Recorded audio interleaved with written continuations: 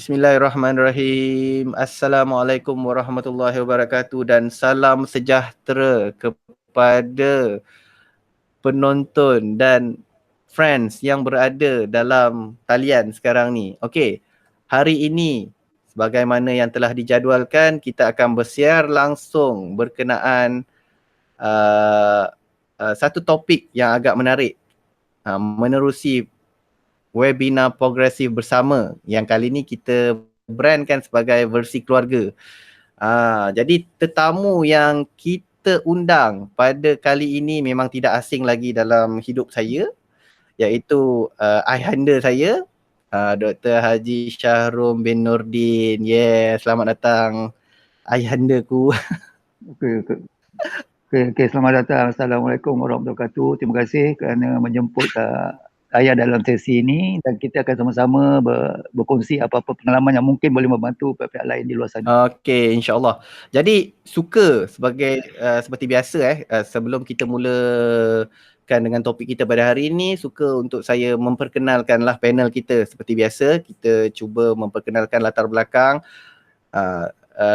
panel, walaupun saya dah kenal, tapi mungkin hadirin ataupun penonton yang di luar sana mungkin nak tahu latar belakang. Kalau kita tengok latar belakang ni memang sangat menarik, sebab saya memang dah mengenali ayahanda saya ni memang dah lama, jadi saya tahu, tapi kita nak share pada semua orang bagaimana career beliau, latar belakang pendidikan beliau. Okey, dari segi sejarah persekolahan, beliau bermula di SK Bacang, Melaka, sekitar tahun 1960-65. Kemudian melanjutkan ke sekolah menengah di SMR 1. Ini pun bila saya pun tanya tadi SMR 1 ni apa, rupanya ada pula dulu term sekolah menengah rendah. SMR 1 Durian Daun Melaka. Kemudian meneruskan pembelajaran di Sekolah Menengah Tun Mutahir Batu Berendang Melaka. Sebelum ke Sekolah Menengah Teknik Ceras KL, ataupun yang mungkin rata-rata ramai generasi terdahulu kenal sebagai TIKL. Kemudian dari segi melanjutkan pelajaran ke Menara Gading, beliau bermula pada tahun 1974 dalam bidang diploma pendidikan dalam bidang fizik. Selepas itu melanjutkan pelajaran ke level sarjana muda Sains Fizik. Ini pure fizik di University of Aston di Birmingham, England. Sebelum meneruskan lagi, dia ada meneruskan lagi dalam ke peringkat sarjana dalam bidang Science Education, majoring in Physics di University of Georgia, Athens, Georgia, USA. Dan PhD beliau di UTM dalam bidang reka bentuk pengajaran. Jadi kalau kita tengok sejarah pendidikan beliau sangat menarik, sangat menarik. Dan dari segi latar belakang kerjaya, beliau mula menjawat jawatan sebagai guru di Sekolah Menengah Kebangsaan Lubuk Cina, Melaka, bermula pada 16 Jun 1977. Kemudian berpindah ke Sekolah Menengah Kebangsaan Tun Tijah, Melaka, sebelum menjawat penolong pensyarah B di Jabatan Fizik Pusat Pengajian Sains UTM, dengan latar belakang pada ketika itu diploma pendidikan. Kita nampak beliau dah menjawat penolong pensyarah B. Kemudian naik lagi ke tahap seterusnya, penolong pensyarah A di jabatan yang sama. Pada tahun 1985, beliau menjawat jawatan pensyarah penuh di Fakulti Sains sebelum berpindah ke Fakulti Pendidikan sebagai panel Pendidikan Sains, Matematik dan Komputer, Fakulti Pendidikan di universiti yang sama, iaitu Universiti Teknologi Malaysia, iaitu UTM. Mula menjawat jawatan Profesor Madya pada tahun 1996 dan antara jawatan pentadbiran yang pernah diterima dan disandang ialah Penyelaras Panel Sains dan Matematik, Ketua Jabatan Pendidikan Sains dan Matematik, dan pada masa yang sama beliau mempengerusikan jawatan kuasa projek sarjana muda Fakulti Pendidikan UTM sehingga bersara, dan saya pun dimaklumkan bahawa beliau juga dijemput oleh fakulti-fakulti lain untuk berkongsi berkenaan dengan penulisan akademik ini. Dan terus terang saya cakap, dalam karier beliau banyak dia buat strategi dan design bagaimana. Jadi kalau terus terang saya cakap, kertas-kertas kerja bagi format dan study berkenaan penulisan akademik yang selalunya memang difokuskan kepada projek sarjana muda dan projek-projek mungkin sarjana penulisan akademik lah yang telah beliau sediakan sepanjang kerjaya beliau. Sekarang ni beliau dah pass dokumen tu pada saya. Jadi memang bila saya tengok memang itu kira macam artwork sepanjang career tu. Dia punya cantiknya, dia punya kertas-kertas kerja, dia ada rasional kenapa kena berapa helai, kenapa kena artikel berapa banyak, sebab dikaitkan dengan kebolehan kita sebagai manusia dan ahli akademik. Dan terus terang saya memang masih rujuk panduan-panduan tersebut. Sangat cantik lah bagi saya. Okay? Jadi saya bersyukur sebab hasil daripada permintaan rakan-rakan yang mengenali beliau, ayah saya ni, dan diri saya, beliau kalau boleh minta disatukan dalam satu pentas sesi ni. Jadi bila saya fikir dah lama, saya kata saya pun dah banyak bantu buatkan webinar untuk orang, then saya kata why not, because orang lain pun boleh dapat value yang hampir sama juga daripada hasil-hasil video sebegini. Jadi untuk topik kita pada hari ini memang kita fokus pada penulisan akademik yang kita memang akan pecahkan kepada beberapa bab. Hari ini kita fokus pada bab 1. Bab 1 kita nak tanya apa kepentingan, apa kegunaan setiap subtopik yang ada. Jadi mungkin panel kita hari ini, ayahanda saya akan berkongsi lah dia punya pengalaman, based on pengalaman yang telah beliau lalui selama ini, yang mungkin kita boleh gunakan sebagai panduan, contoh dan rujukan pada masa akan datang. Okay? Jadi tanpa kita melengahkan masa, mungkin sebelum kita mula saya tertarik untuk mungkin boleh ayah boleh kongsi sikit lah. Contohnya macam saya nak tahu juga kan, yang pensyarah A, pensyarah B ni zaman sekarang tak pernah dengar pun. Penolong pensyarah A, penolong pensyarah B. Mungkin boleh kita start dengan tu dulu, mungkin boleh bagi hint-hint. Lepas tu mungkin sebab saya pun ada tertarik dengan bermula dengan latar belakang diploma pendidikan. Dulu diploma pendidikan ni memang hebat ni. Jadi kita nak tahu jugalah sedikit sebanyak tentang bidang diploma pendidikan dulu, penolong pensyarah A dan penolong pensyarah B. Okey, kita persilakan. Bismillahirrahmanirrahim. Okey, terima kasih moderator dan juga anda saya. Dan sedikit tentang latar belakang pekerjaan saya tu di UTM. Dan untuk pengetahuan semua, di UTM yang setahu saya, pada masa saya mula bekerja di UTM, pada masa itu UTM sahaja yang ada jawatan penolong pensyarah B. Di tempat-tempat lain, penolong pensyarah B ni universiti itu namakan sebagai instruktor. Instruktor di tempat lain, di universiti lain adalah equivalent kelulusannya dengan diploma. Tetapi di UTM, kita tak gunakan instruktor, kita gunakan nama jawatan penolong pensyarah B. Dan ianya status juga berbeza, ada faedahnya. Di situ kita dapat kelulusan daripada JPA, jawatan penolong pensyarah B ni boleh ditetapkan. Dan apabila ia punya aplikasinya, apabila jawatan penolong pensyarah B ni ditetapkan, jawatan tu berjawatan tetap, kita dapat semua manfaat-manfaat lah yang kerajaan sediakan. Contohnya cuti belajar dan sebagainya. Jadi cuti belajar dengan gaji penuh, itu beza. Itu beza yang terdapat di UTM berbanding dengan tempat-tempat lain. Jadi siapa yang berjawatan penolong pensyarah B, dia tak perlu letak jawatan lah. Dia bila dilantik sebagai penolong pensyarah B, ditetapkan, jadi automatik bila cuti belajar dia akan dapat semua manfaat, gaji penuh dan semua manfaat-manfaat lah sebagai penjawat tetap di institusi awam. Itu beza penjawatan ni. Tempat lain tak ada, tempat lain kena letak jawatan. Sebab UTM saja yang saya tahu ada jawatan penolong pensyarah B yang kelulusan akademiknya diploma. Dan tentang bidang pendidikan yang ayah lalui dulu tu, pada masa itu diploma untuk meramaikan guru-guru sains di sekolah-sekolah menengah, sebab kita nak memperkasakan guru-guru yang boleh mengajar bidang sains.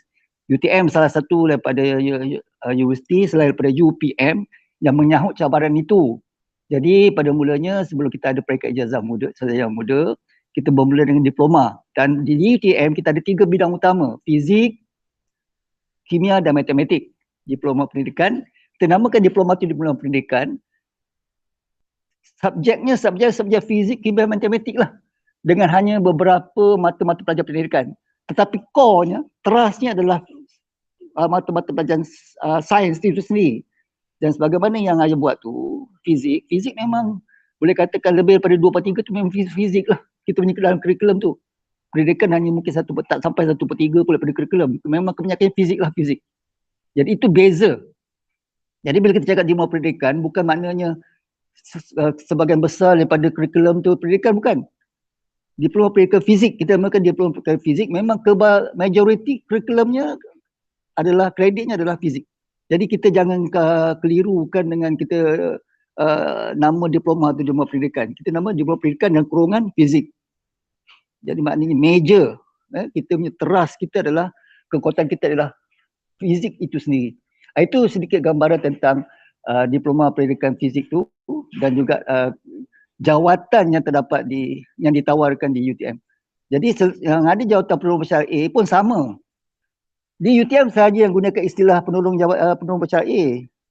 Penolong bersyariah ni sama dengan tutor di tempat lain lah. Di tempat lain yang saya tengok, mana-mana staf yang ada kelulusan sarjana muda ataupun sarjana muda sekurang-kurangnya, dia akan ada sebagai tutor.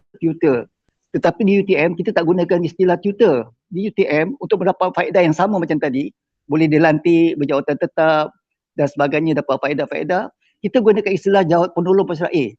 Jadi bila kita tengok kalau staf tu daripada UTM, berjawatan penolong bersyariah, jadi kita tahulah bahawa kelulusan akademiknya ialah peringkat sarjana muda.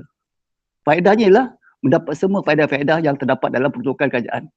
Cuti belajar, bergaji penuh dan sebagainya. Itu beza perjawatan di UTM dengan di tempat-tempat lain. Okey, jadi kalau kita kata jawatan tu maksudnya nampaklah bermula dengan penolong pensyarah B. Lepas tu A, betul. Lepas tu pensyarah. Kan, lepas tu naiklah pensyarah, lepas tu Profesor Madya dan seterusnya. Jadi dari segi kalau kita kata waktu dulu, cabaran dulu, kalau boleh tak share sikit lah sebelum kita mula kan. Kita nak tahu juga ni career ni kan. Akan datang kita akan buat satu spesifik betul-betul lah tentang kerjaya dulu, kini dan selamanya. Kita akan fokus lah. Tapi mungkin boleh beri cerita sikit cabaran jadi pendidik zaman dulu berbandingkan dengan mungkin kita nampak zaman sekarang ni. Ya benar, sebenarnya cabaran tu memang berbeza lah. Cabaran tetap ada. Dulu, kini dan selamanya cabaran tetap ada dalam mana-mana profession pun.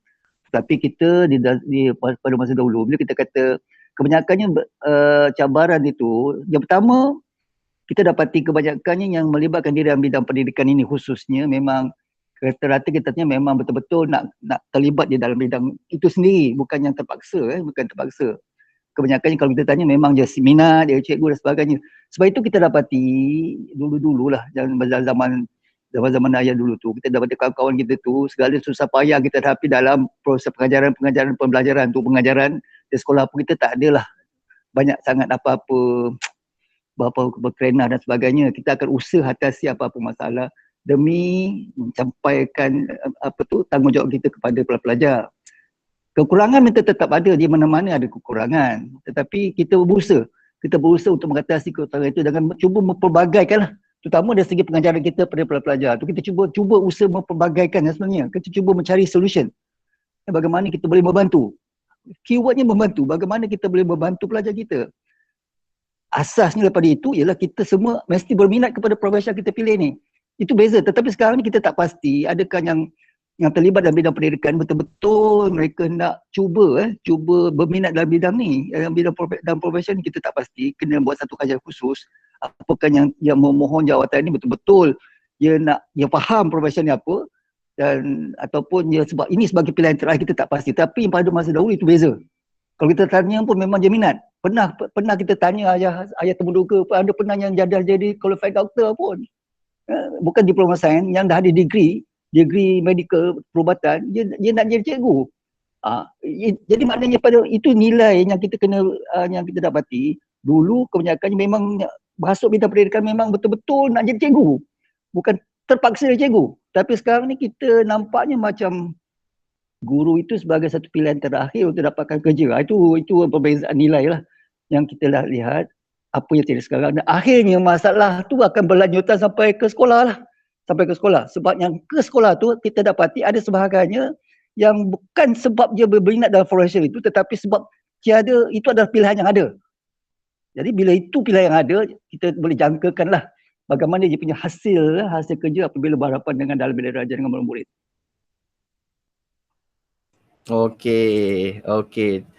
Okey, jadi bila kita bercakap tentang tadi dah share sedikit pengalaman dia punya cabaran dalam bidang pendidikan ni kan. Dan bila kita bercakap pula tentang penulisan akademik, kita pun maklum penulisan akademik ni kita nampak dah start bermula di tahap sarjana muda pun dah ada yang kena buat projek paper, thesis kan. Macam di UTM ada projek sarjana muda 1, PSM 1, projek sarjana muda 2, PSM 2 kan, di tahun yang berbeza dan setiap tu ada grade kan. Jadi di master pun definitely ada thesis yang perlu dihasilkan dan PhD apatah lagi. Jadi boleh tak kita mulakan dengan apa beza antara setiap level penulisan akademik bagi setiap peringkat pengajian ni, sama ke? Macam mana kita nak tahu, nak bezakan? Sebab nampak macam ada setengah orang dia rasa tak ada beza, ada setengah dia rasa macam di level sarjana ataupun sarjana muda macam tak berapa penting kalau nak dibandingkan dengan level PhD. Jadi mungkin sedikit reflection daripada Ayah tentang perkara ni. Okey, terima kasih. Merujuk pada pengalaman di UTM, yang sebenarnya kalau kita bercakap segi penerusan akademik, sama ada persarjana muda ataupun master atau PhD, dari segi format penulisan sama lah.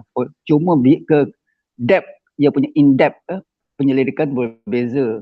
Dan kalau kita lihat juga dari segi laporan yang akan kita hasilkan juga kita bezakan. Contohnya kalau di UTM pada masa itu, kalau di peringkat sarjana muda, hanya laporannya kita hanya hasilkan dalam maksimum dalam 100 saja, kita tak mahu tebal-tebal. Itu dari segi ketebalan laporan.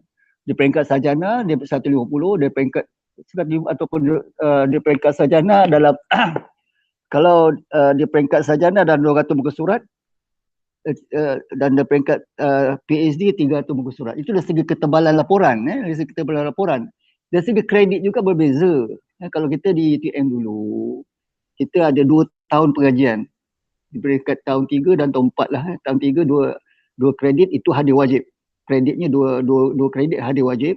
Dan di peringkat yang tahun akhir 4 kredit, itu sebenarnya ada kredit, ada grade. Itu dari segi peringkat sarjana muda. Dan di peringkat master dia ada dia punya kredit sendiri lah. Yang tentu kreditnya lebih tinggi. Itu dari segi kredit. Dan kita kena faham, bila kita jaga kredit, dia ada kaitan dengan student learning time. Jadi sebagai seorang pensyarah, kita jangan lupa bahawa student learning time ini mustahak. Dalam 24 jam misalnya, pelajar kena belajar berbagai-bagai bentuk pelajaran. Jadi kita tak boleh anggapkan bahawa projek itu sahaja yang pelajar tu kena hadapi dalam satu hari. Dia kena bagi-bagikan masa je untuk benda-benda lain. Jadi kalau katakan di peringkat sarjana muda tu 4 kredit di masa tahun akhir, dan sedangkan pada masa yang sama dia ada beberapa kredit, belas kredit untuk subjek lain. Jadi kita kena fikirkan bahawa pelajar itu kena membahagikan masanya untuk membuat penyelidikan. Itu dari segi student learning time. Jadi falsafah kita di UTM misalnya, kita jelas, di peringkat sarjana muda kita hanya harapkan pelajar faham dan cuba mengaplikasi apa-apa kuliah kajian pendidikan yang dipelajari dalam bilik kuliah. Sebab kita UTM ada subjek khusus kaedah penyelidikan. Di tahun 3 kalau tak silap ada kaedah penyelidikan. Ada kursus khusus, subjek khusus kaedah penyelidikan. Jadi untuk mengaplikasi apa yang pelajar telah pelajari di dalam kuliah, sebab itulah kita UTM pada masa itu perkenalkan PSM 1. Kita nak lihat sejauh mana pelajar boleh mengaplikasi apa-apa pengetahuan yang telah diperoleh dalam bilik kuliah. Jadi kita cuba tengok tahap, bukan nak selesaikan masalah besar tak. Sejauh mana dia faham yang dikatakan cadangan projek tu apa, cadangan pendidikan tu apa, yang kita kata objektif tu apa. Semua itu telah didapati dalam kuliah sebenarnya. Dalam kuliah kaedah penyelidikan telah diperkenalkan. Cuma dia peringkat sarjana muda, dia peringkat projek PSM1, kita nak tengok dia boleh tak aplikasikan. Cuba buat proposal, itu PSM1. Kemudian pada PSM2 ada kredit, cuba kutip data tengok macam mana. Itu falsafah kita, kita tak nak pergi terlalu jauh. Seolah-olah nak menyelesaikan satu masalah yang betul-betul wujud kita tak macam itu. Kita ada falsafahnya itu untuk aplikasi, lebih kepada kebolehan untuk mengaplikasi. Itu tahap PSM kita. Dan kita tak mahu menyalahgunakan pelajaran untuk mengkaji benda-benda yang luar daripada skop kajian kita, skop PSM, level PSM. Itu beza. Memang beza tetap adalah. Cuma dari segi format penulisan, pengenalan, bab 1, bab 2, bab 3, dari segi format tu sama sebenarnya. Hanya perincian, in-depth tu berbeza lah, sepatutnya berbeza. Okey. Jadi kita boleh mulalah dengan topik kita pada hari ni berkenaan dengan bab 1. Jadi kita fokus kepada subtopik yang ada dalam bab 1. Sebagaimana yang kita maklum, memang ada setengah pihak kata subtopik ini tak perlu, ada yang perlu, memang tak dinafikan, bergantung pada penyelia. Tetapi mungkin kita boleh dengar penerangan pada hari ini kenapa pentingnya subtopik tertentu. Apa-apa pun decision memang daripada penyelia lah. Jadi dari sini sebagai seorang pelajar kita dapat sedikit input dan pada masa yang sama kita boleh fikir secara rasional dan ada justifikasi kenapa setiap subtopik yang dicadangkan itu perlu ada dalam sesebuah bab itu. Okey, jadi kita mula dengan soalan ni sebenarnya soalan yang pernah dikumpulkan satu ketika dulu. Yang soalan ni pun antara soalan-soalan yang favourite lah daripada pelajar-pelajar, terutama sekali pelajar saya, dan daripada sumber daripada Facebook group, satu group yang memang kita buat untuk research method. Jadi antara kita mula, yang pertama kalau kita tengok setiap bab 1 dia akan ada mula dengan pendahuluan ataupun pengenalan. Jadi mungkin boleh kongsikan kenapa kena ada pendahuluan dengan pengenalan ni. Lepas tu mungkin boleh teruslah bagaimana nak tulis pengenalan, dan sebenar-benarnya pengenalan dengan pendahuluan ni kita nak tahu apa yang kena ada tulis dalam ni. Sebab saya nampak ada kadang-kadang kita baca level master ke PhD ke, ada kalanya mereka tulis pengenalan di bab 1 ni macam literature di bab 2. Jadi mungkin Ayah boleh sharekan lah kepentingan. Kita mula dengan yang benda ringan-ringan dulu, yang pendahuluan dengan pengenalan. Okey, silakan. Okey, terima kasih. Untuk bab 1 ni, apabila kita sebagai penyelidik nak buat satu penyelidikan, kita kena mula-mula sekali kita kena kenal pastilah apa isu yang kita minat untuk kaji. Biasanya kita memilih isu ni atau masalah ni yang biasanya untuk memudahkan kerja kita yang berkaitan dengan latar belakang kita lah. Kalau kita seorang guru, biasanya atau sebaiknya kita akan cuba memperbaiki bidang kita. Sebab kita ada sedikit sebanyak knowledge tentang bidang kita, guru. Janganlah kita cuba nak kaji benda-benda tentang benda-benda lain yang bukan bidang kita, sebab pengetahuan kita tak ada di situ. Jadi biasanya itu satu yang kita kena ingat lah. Yang kita kena ingat, sebaiknya kita boleh buat penyelidikan. Kalau kita di bidang pendidikan, kita kajilah benda-benda yang berkaitan dengan pendidikan. Pertama sekali di negara kita ini, banyak benda yang kita boleh kaji dalam bidang kita masing-masing, dalam bidang pendidikan. Jadi mengapa tidak kita dahulukan bidang kita untuk meningkatkan, memperkasakan bidang kita daripada kita mengkaji benda-benda yang tidak ada apa-apa nilai untuk memperbaiki mutu pendidikan kita. Ini pertama yang penyelidik kena ada dalam fikiran, dalam fikiran. Terutama guru-guru yang mendapat beasiswa kerajaan. Kita tak mau memilih masalah-masalah yang tidak ada sumbangan kepada ke arah memperbaiki sistem pendidikan. Kita tak mau. Dan kita minta supaya panel di mana-mana universiti kena sedar ni. Research, kalau bila kita cakap penyelidikan, asalkan kita mengikut scientific method, semua penyelidikan. Ada hipotesis, ada data, ada kesimpulan dan sebagainya, itu penyelidikan. Tapi ada pendidikan yang berguna, ada pendidikan yang mungkin tak ada apa faedahnya pun untuk pembangunan negara. Dan dalam konteks kita di Malaysia, ada banyak benda yang kita kena kaji, yang kita perbaiki. Jadi khusus kepada guru-guru yang mendapat, terutama yang mendapat beasiswa kerajaan, dia mesti mencari masalah yang boleh memperbaiki sistem pengajaran, pembelajaran di negara kita. Itu asas. Jadi panel beasiswa sebagainya kena beri perhatian ini. Soalan khusus kena disediakan. Bagaimana kajian yang anda akan lakukan ini akan membantu negara kita untuk memperbaiki sistem pendidikan. Ini soalan kita tanya. Dan penyelidik kena jelas. Bakal penyelidik kena jelas. Kita kena membantu negara. Itu mesti. Sebab kita bukan dengan belanja sendiri, kita belanja kerajaan. Ada banyak masalah yang sedang kita hadapi dan kita kena cuba bantu benda-benda ini. Itu satu. Jadi apabila kita dah ada itu dalam fikiran kita, apabila kita terpilih untuk membuat penyelidikan, nak mula menulis, kita dah nampak apa isu yang sedang diperkatakan dalam bidang kita. Pendidikan ada macam-macam. Ada macam-macam bidang dalam pendidikan. Apa yang kita minat? Mungkin kita minat tentang pengajaran. Kita tengok pengajaran ini menyumbang kepada pencapaian. Mungkin ada kita minat benda-benda lain. Jadi pendidikan pun sendiri ada luas. Bidang pendidikan itu luas. Jadi di situ kita fokus lagi. Apabila kita cakap bidang pendidikan, aspek mana? Aspek mana yang kita nak kaji? Kita fokuskan lagi. Kita narrow down. Daripada umum pendidikan, kita narrow down. Pendidikan tu ada macam-macam. Kita narrow down lagi. Kaedah pengajaran tu ada macam-macam. Kita narrow down lagi. Apa yang kita minat? Kaedah pengajaran. Kaedah pengajaran mana satu yang kita minat? Contohnya modular structure, pengajaran bermodul. Kita narrow down. Apa pengajaran bermodul? Apa aspek yang kita nak nilai? Kita narrow down lagi. Itu cara kita nak mulakan penulisan di peringkat pengenalan. Akhirnya, bila kita dah narrow down itu semua, daripada yang very broad kepada yang sangat fokus, kita akan mula menulis dekat pendahuluan. Kita timbulkan isu dalam bidang pendidikan. Mula-mula umum dalam bidang pendidikan, khususnya dalam pengajaran. Kita dapati banyak benda yang kita boleh baiki, contohnya dalam konteks kaedah pengajaran. Sebab kita dapati apa yang sedang berlaku sekarang ni macam kurang memberi impact kepada pencapaian pelajar. Contoh, kalau kita berminat kepada pencapaian pelajar, kalau kita minat pada pencapaian pelajar itu akademik, jadi kita dah narrow down. Jadi di situ kita cuba tarik perhatian. Di peringkat pendahuluan ini kita cuba menarik perhatian pembaca kepada bidang yang sedang menghadapi isu-isu dan khusus kepada apa yang kita minat nak kaji. Contohnya daripada pendidikan yang broad, very broad, kita tunjukkan isu-isu dalam kaedah pengajaran ada macam-macam, dan kita narrow sikit lagi, kita mungkin agaknya satu cara untuk memperbaiki ini, kita boleh cuba mengkaji bagaimana kalau kita menggunakan kaedah pengajaran bermula, modular instruction. Di situ kita buat pengenalan. Kita dah orient dan menarik perhatian pembaca bidang yang kita nak kaji dan specifically kepada aspek yang kita akan research on. Itu penting.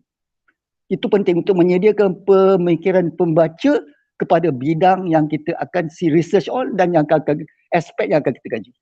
Itu kita kena fokus di peringkat pengenalan, di peringkat pendahuluan.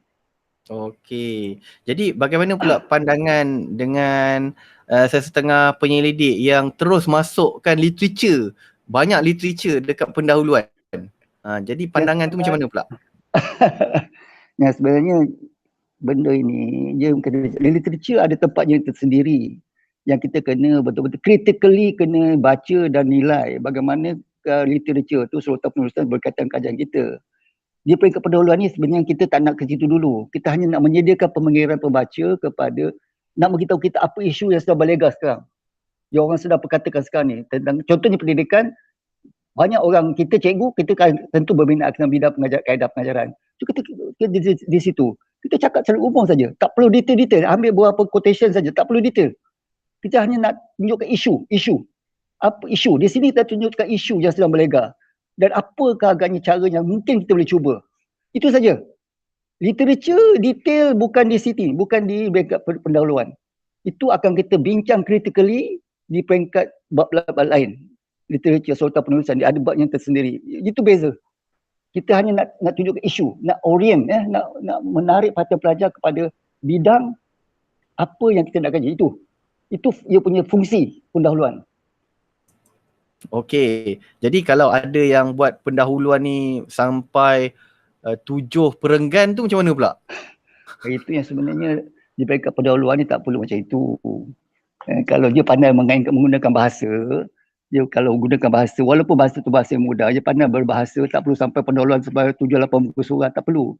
Tak perlu sebenarnya. Dia hanya nak menarik isu. Sebab kan bukan nak ceritakan tentang literature review. Kalau literature review memanglah akan lebih detail. Kita akan buat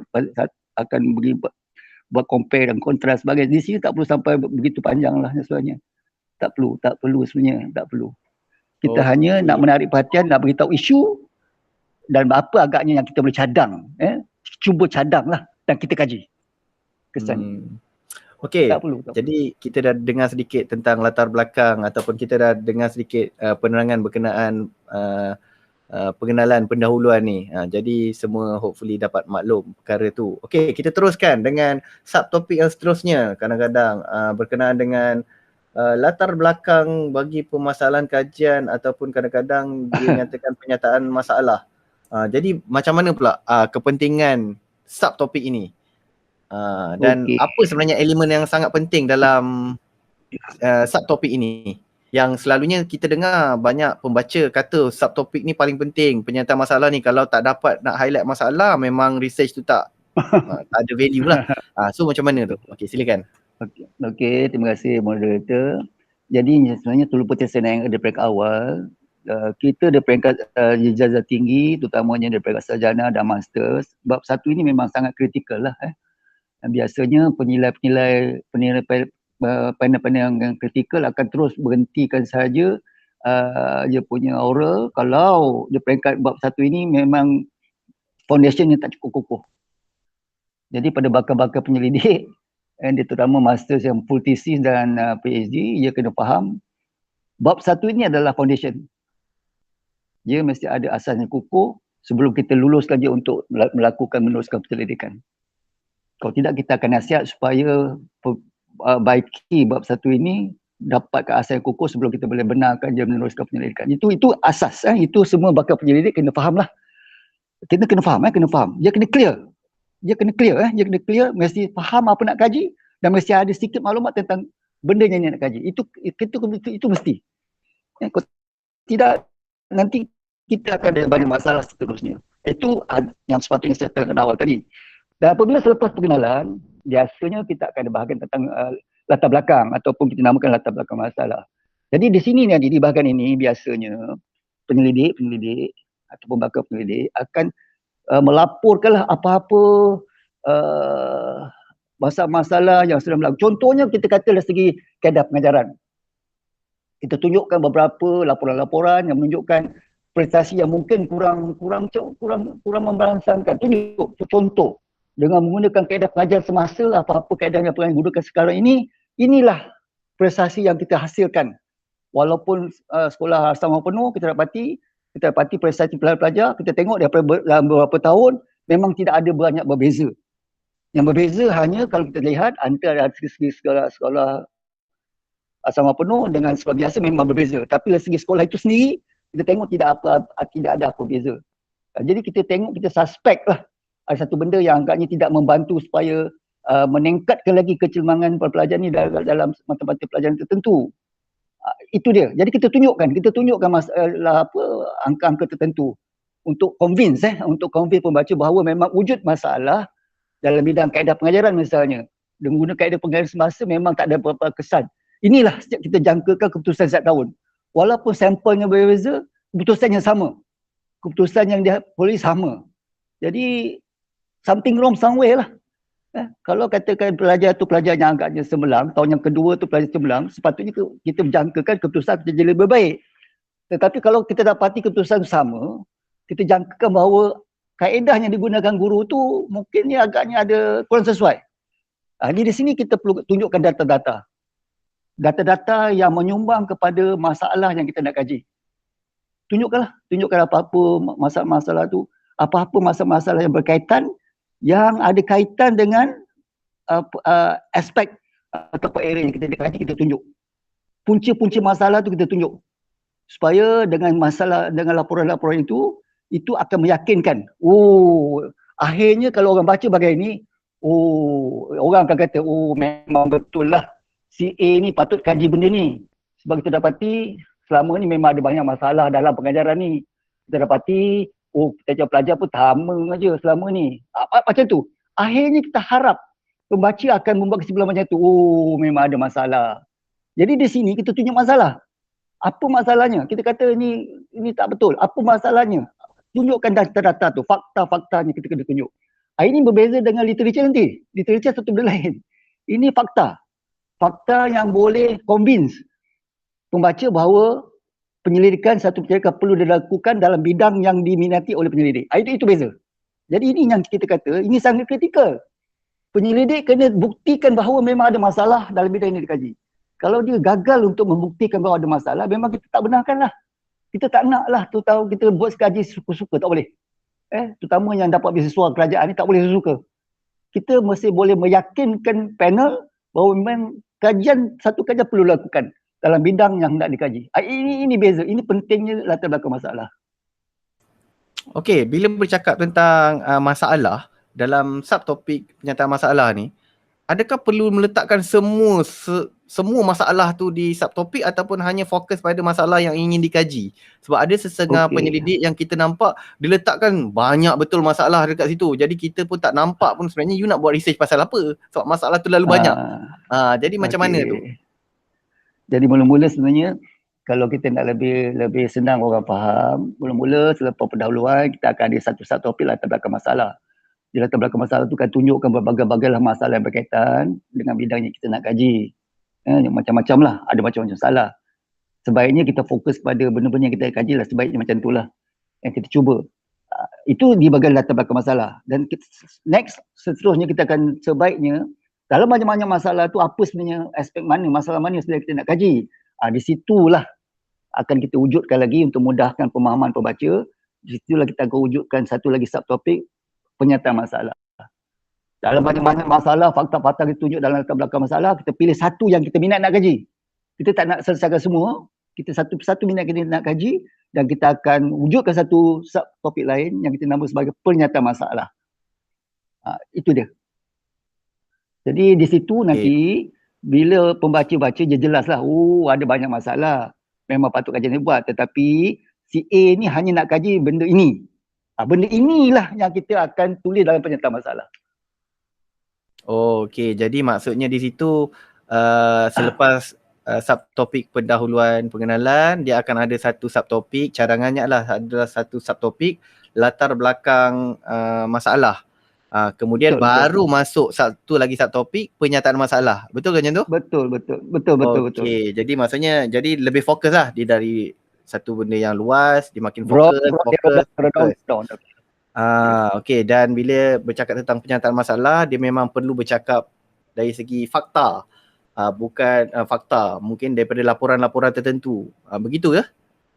Itu dalam subtopik awal, latar belakang masalah. Okey. So dalam subtopik latar belakang masalah ni kita bercakap saya fikir, itu benda-benda yang kita tak mau. Dalam latar belakang masalah, kita nak meyakinkan pembaca bahawa memang betul-betul wujud masalah. Jadi kena tunjukkan fakta sebenar lah. Fakta sebenar yang berkaitan dengan benda yang kita nak kaji.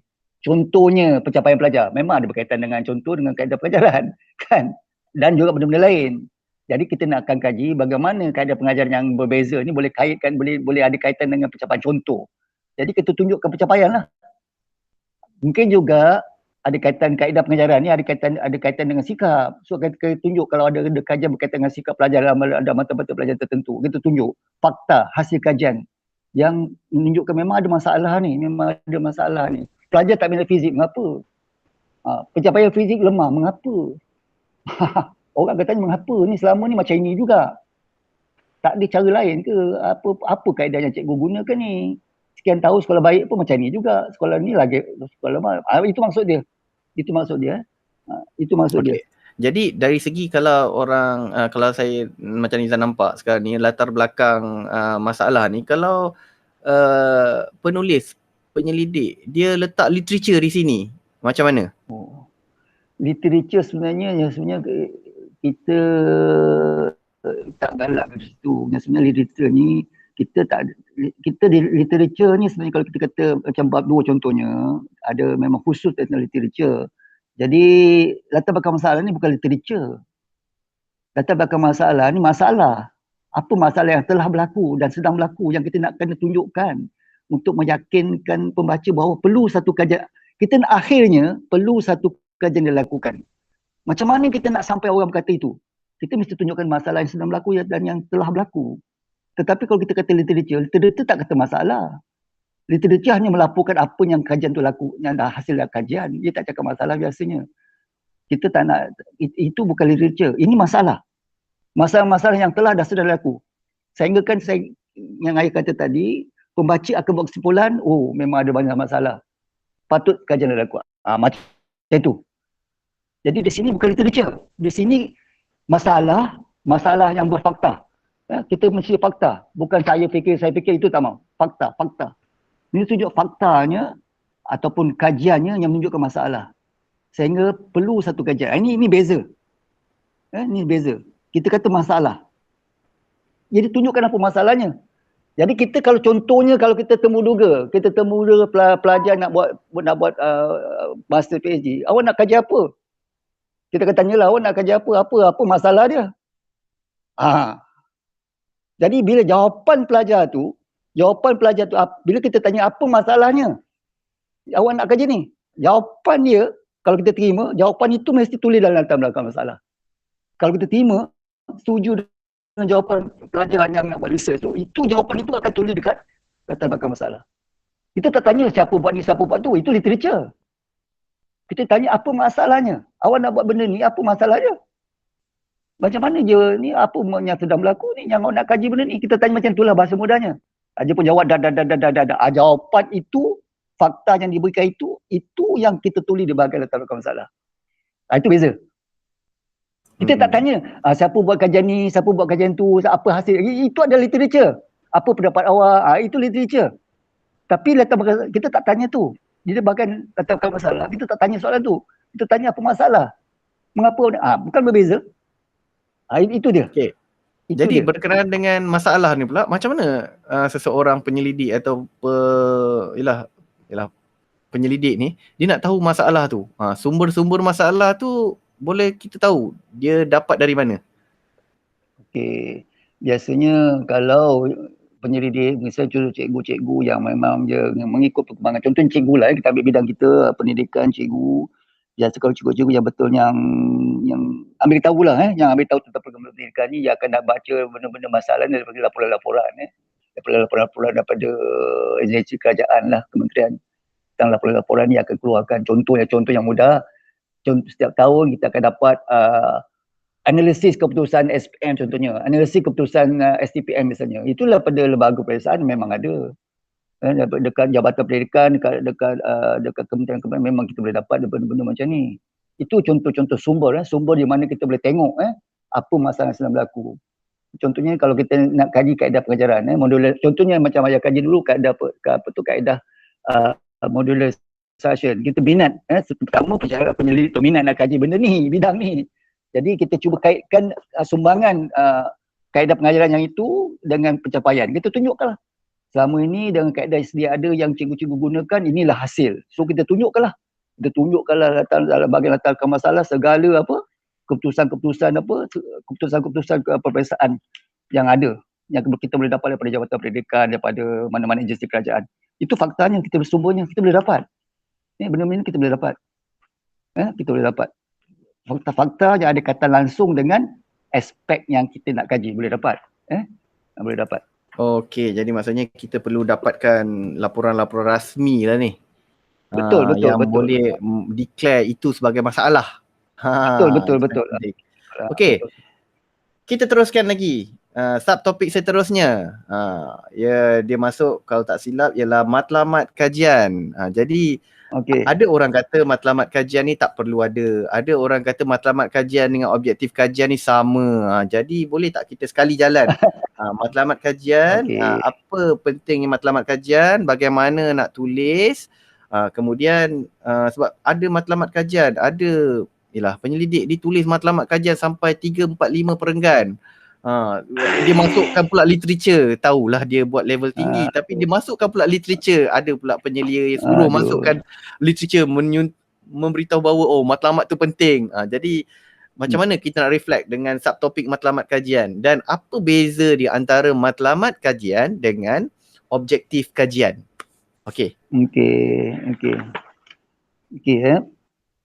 Jadi yang sebenarnya kalau ikut pengalaman yang saya buat dulu tu, kita ni sebab satu benda baru lah matlamat ni.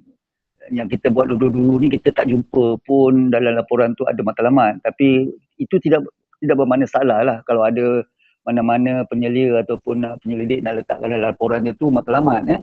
Kalau matlamat itu redundant dengan apa yang jadi objektif, kita kena ingat dalam penulisan tesis ni ada had dia. Kita tak perlu ada redundancy lah, sebab itu kita kena merancang dengan teliti. Jadi secara ikhlasnya memang daripada pengalaman ayah buat menyelidik, membimbing, memang kita tak ada lah minta pada peringkat pelajar tu ada satu topik matlamat. Kita terus saja ada objektif penyelidikan.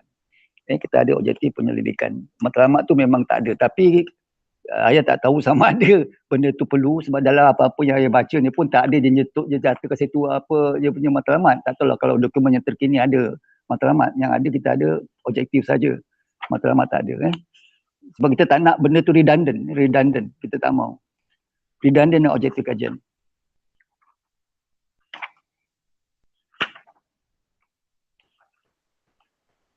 Okey. Jadi bila cakap tentang objektif kajian, sebab macam ada yang beritahu matlamat kajian ni dibagi contoh. Ini bagi contoh je lah bagi contoh. Matlamat kajian, kita bagi satu contoh. Matlamat kajian nak menang pertandingan bola sepak. Jadi macam mana nak menang pertandingan bola sepak? Objektifnya, objektif pertama, goalkeeper kena pastikan pihak lawan tak jaringan gol. Yang kedua, pertengahan, yang tengah midfield kena pastikan control ball. Yang ketiga, objektifnya adalah pastikan striker jaringkan gol. Jadi kebanyakannya tu dia akan capai matlamat. Matlamat ni kalau macam sekarang ni orang banyak cakap tentang goal lah, goal aim, research goal, research aim. Jadi itu yang kita nampak ada kekeliruan antara perbezaan matlamat dengan objektif. Jadi objektif ni dia lebih secara objectively boleh dinilai, boleh dikira. Dia ada dia punya smart element tu. Kan? Yang matlamat tu dia lebih broad, umum. Saya nak menang bola sepak. Itu dia punya matlamat. So itu kita nampak ada perbezaan antara matlamat dengan goal lah. Matlamat dengan research objektif. Jadi di situlah yang kita nampak kepentingan zaman sekarang lah, kalau itu pandangan Nizam lah sekarang ni, supaya kalau kita nampak dari pendahuluan tadi dah cantik lah, the flow dia, flow cantik, penyataan masalah, lepas tu ada penyataan masalah kan, lepas tu matlamat, lepas tu dia masuk lebih fokus sikit supaya pembaca lebih faham apa yang ingin dia sampaikan, dia kaji. Betul. Jadi kalau bercakap tentang research objektif, RO ni pula, objektif kajian ada yang kata, oh you punya research objektif ni tak cukup hot, tak cukup lot, tak cukup maksudnya level tinggi ataupun terlalu mudah. Jadi macam mana tu dia punya penerangan yang perlu kita, mungkin kita nak, macam mana kita nak formkan research objektif yang hot, yang ada higher order thinking element dengan ataupun research objektif yang memang level lot, lower order thinking skill ni kan. Macam mana? Silakan. Okey lah. Sekali lagi kita kena balik kepada penyelidik. Penyelidik kena faham apabila kita membuat penyelidikan, bermula di peringkat sarjana muda, tapi sarjana muda itu sebagai latihan saja, di peringkat sarjana dan seterusnya. Kita sebenarnya buat satu penulisan ilmiah. Bila kita penulisan ilmiah, kita tak boleh, maksudnya kita tak boleh tulis suka-suka lah. Kita kena, setiap yang kita tulis tu kita kena berfikir. Bila lah kita kena ada proses berfikir, dari situ dah kita gunakan hot ni. Mengapa, kenapa, bagaimana dan sebagainya. Benda-benda ni kena selalu bermain di fikiran kita apabila kita nak menulis. Jadi satu yang penyelidik kena faham, yang kita nak lakukan ni satu penyelidikan akademik ilmiah. Dan kita nak buat satu penulisan ilmiah yang akan dibaca oleh kelompok tertentu. Jadi di situ kita kena critically ingat setiap kata yang kita nak tuliskan itu, walaupun dah bahasa yang mudah, mestilah selalu bertanya mengapa, kenapa, kemana, bagaimana, ini selalu kena bermain-main pada peringkat penyelidik. Di situlah, itulah juga bila kita membentuk kita punya research objektif. Mengapa, adakah dan sebagainya. Dan kita kalau nak fokus lagi, kita akan uji lagi.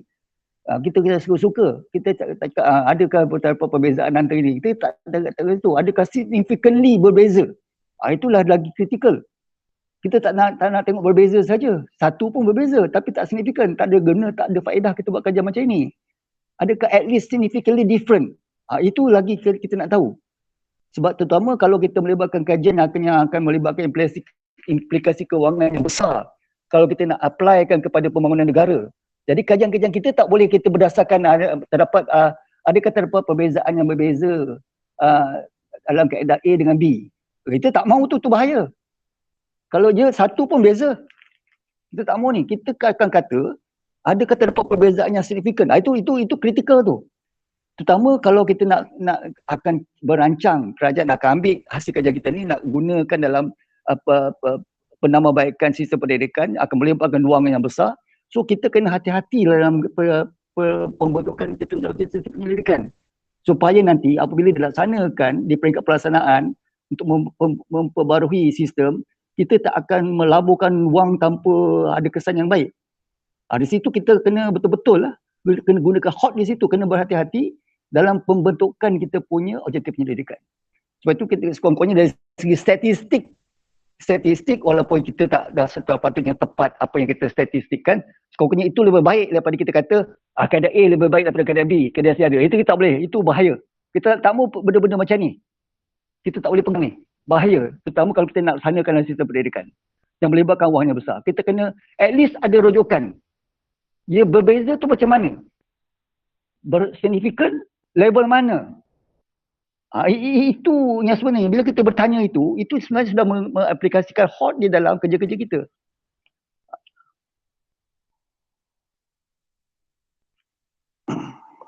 Okey. Jadi bila cakap tentang HOTS dengan LOTS ni, suka kongsikan sikit Nizam kongsikan sikit. Dia ada kaitan belum taksonomi dalam domain kognitif. Jadi itu semua untuk para penyelidik boleh rujuk belum taksonomi, boleh check sedikit mungkin sumber lah. Belum taksonomi, revise belum taksonomi, and then the latest one ialah digital belum taksonomi. So setiap dalam domain kognitif ni dia punya word yang dia dah kelaskan. Dia HOTS ke dia LOTS. Jadi di situ yang at least sebab kita tak buat research tentang taksonomi ni, jadi disebabkan ada pihak yang buat research tentang ini, jadi apa jadi ialah kita boleh gunakan perkataan-perkataan verb, kata kerja yang telah dikumpulkan dalam satu kumpulan yang tertentu supaya dia boleh reflect kepada HOT dan dia boleh reflect kepada LOTS. Tetapi apa-apa pun kita memang perlu faham dari segi research kita lah. Research kita sebab kalau setakat verb ni semua kita boleh guna sebenarnya. Untuk research kita tak ada masalah pun. Tapi kita nak tahu critically secara tak langsung sebelum kita tanya soalan seterusnya, iaitu subtopik persoalan kajian. Dah ada objektif kajian, kenapa perlu ada persoalan kajian? Jadi yang ini pun ada kalanya ada orang buat, ada orang tak buat. Tetapi kita nak tahulah, penting sangat ke persoalan kajian ni? Objektif dah ada, kenapa nak kena ada persoalan kajian lagi? Jadi silakan. Okey, yang sebenarnya selepas persoalan, selepas pernyataan ada objektif, lepas tu ada soalan. Soalan sebenarnya ini untuk membantu khusus kepada penyelidik lah. Kita akan fokus apa sebenarnya data kita ada banyak. Ini membantu kita fokus dan narrow down lagi. Yang jadi isu sebenarnya sebelum ni, ramai pelajar-pelajar yang memakan masa yang panjang, sama ada kelemahan penyelia ataupun pelajar. Dia tak critically ni soal diri dia nak apa benda yang dia nak selesaikan sebenarnya. Kalau kita faham tadi daripada awal, daripada pengenalan, daripada broad kepada sangat narrow. So kita kena ada dalam fikiran kita, walaupun kita PhD candidate, kita bukan menyelesaikan semua masalah. Kita tak selesaikan semua masalah sebenarnya, kita hanya selesaikan satu masalah yang sangat kecil sebenarnya. Itulah sumbangan kita. Jadi apabila kita satu sumbangan sangat kecil, walaupun kita diberikan PhD candidate, kita untuk memudahkan kerja kita, apa sebenarnya masalah kita tu perlukan apa? Apa data yang kita nak proses supaya hasil prosesan kita itu boleh mencapai kepada objektif. Di situlah pentingnya kita akan bina beberapa soalan-soalan penyelidikan, soalan-soalan kajian, khusus sebenarnya kalau tengok daripada pengalaman ayah tu, membantu penyelidik fokus kepada untuk mencapai sama ada objektif yang kita telah binakan itu terhasil, tercapai atau tidak. Sebab kita akan tanya, sebagai pengalaman sebagai seorang penilai kandidat PhD master, kita akan tanya, adakah objektif awak ni tercapai? Senang aja. Objektif satu ada, objektif satu tercapai. Dia kata tercapai. Bukti? Apa bukti dia awak kata tercapai? Biasanya untuk memudahkan untuk shortcut, penyelidik akan rujuk. Berdasar kepada soalan kajian satu, kita dapati dan ni. Dan hasilnya daripada hasil dapatan analisis data daripada objektif soalan kajian satu, ia adalah menepati objektif satu. Itu sebenarnya membantu penyelidik. Dan kita sebagai penilai, panel penilai TC, kita akan tanya, objektif awak tercapai ke? Dia akan cakap ya. Bukti? Bukti biasanya untuk membantu dia akan rujuk kepada soalan. Sebab soalan tu nanti akan diikuti dengan analisis data. Soalan tu nanti akan diikuti dengan analisis data dalam bab yang berkaitan. Di situlah nanti sebenarnya bagaimana soalan ini penting yang boleh membantu penyelidik fokus on untuk menunjukkan kepada kita penilai ini bahawa objektif yang dia telah hasilkan itu memang tercapai. Itu yang penyelidik kena faham.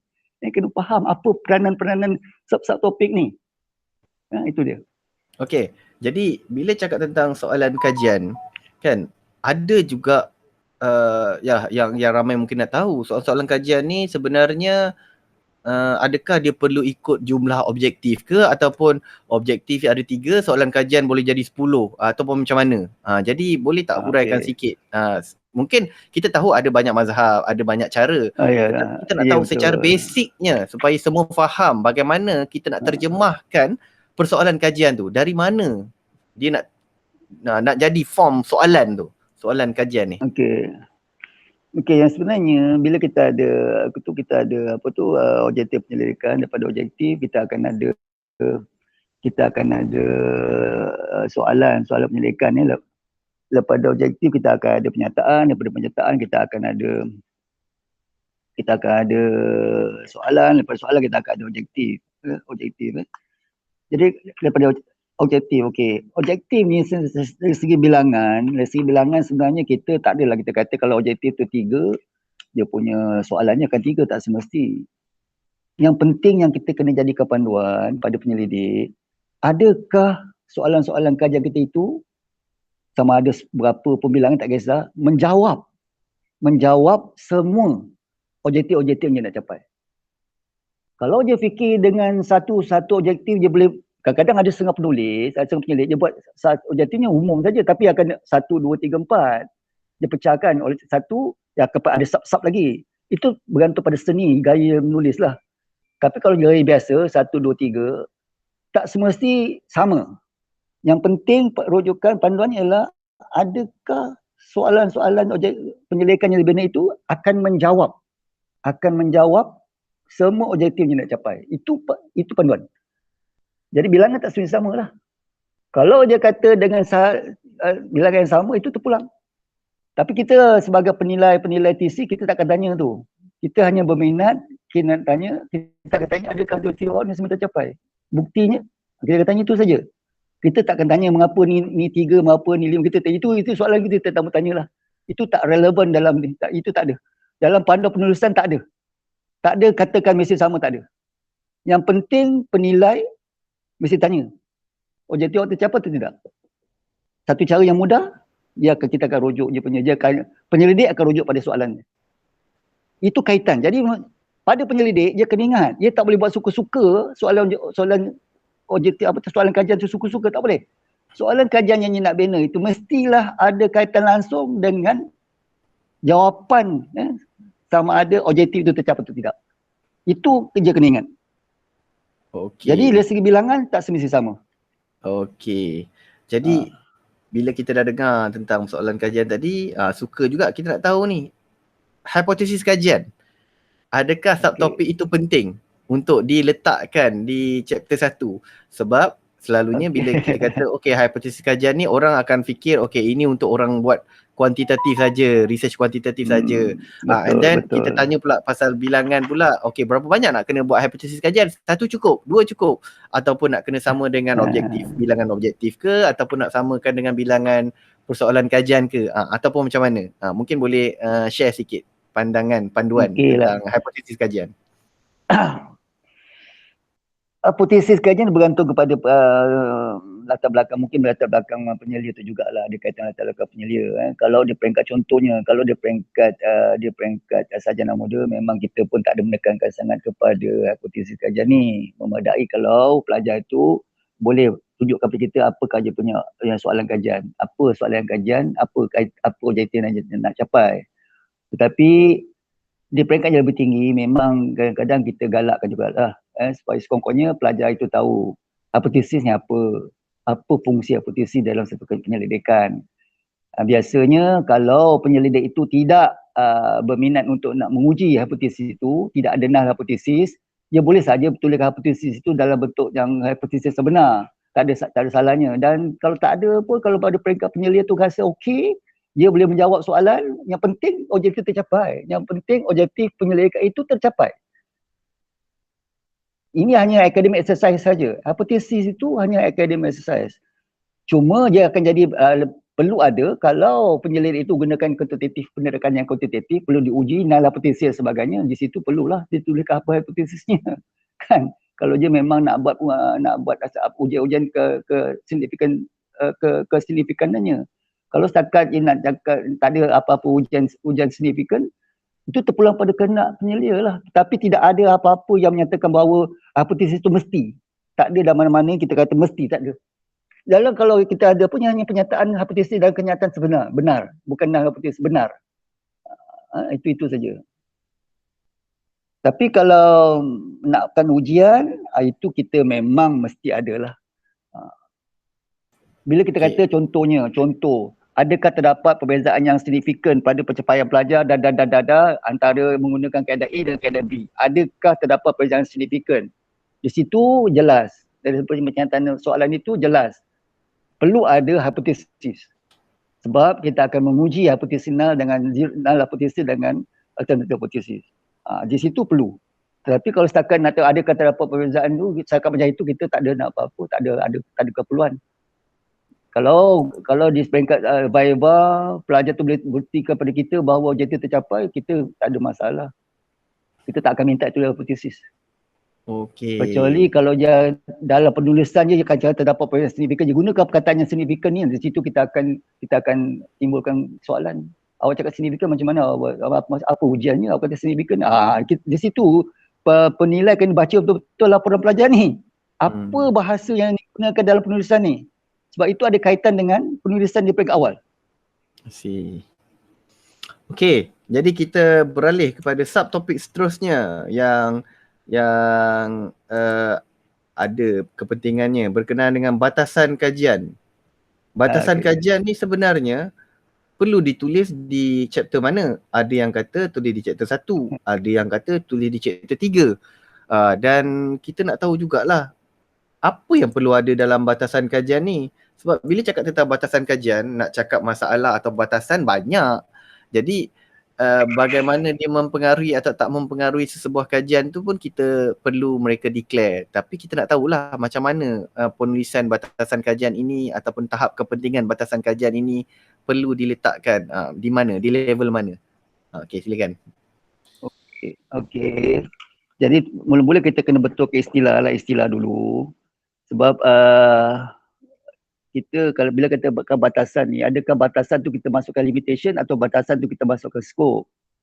Jadi kalau batasan tu kita masukkan limitation ini biasanya kita akan dapati ada setengah penyelidik letakkan dalam bab 1, ada setengah penyelidik letak dalam bab 3 dalam kaedah. Cuma sebagai pandangan umum lah, kalau kita katakan ambilkan laporan penulisan kita ni sebagai satu bentuk tubuh manusia.